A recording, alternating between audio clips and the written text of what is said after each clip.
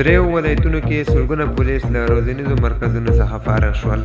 چارواکي وایي د پولیسو د مسلکي کولو هڅې پیل کړي چې په دې لړ کې نن په میدان وردګو کې 240 کندوز کې 422 او روزګان کې 125 پولیس له روزنیز مرکزونو فارغ شول. د میدان وردګو د سیدآباد ولسوالۍ اړوند د دښت توپ په روزنیز مرکز کې 240 پولیسو د فراغت په مناسبت مراسم جوړ شوي وو چې پکې نظامي او مسلکي چارواکو ګډون کړی و.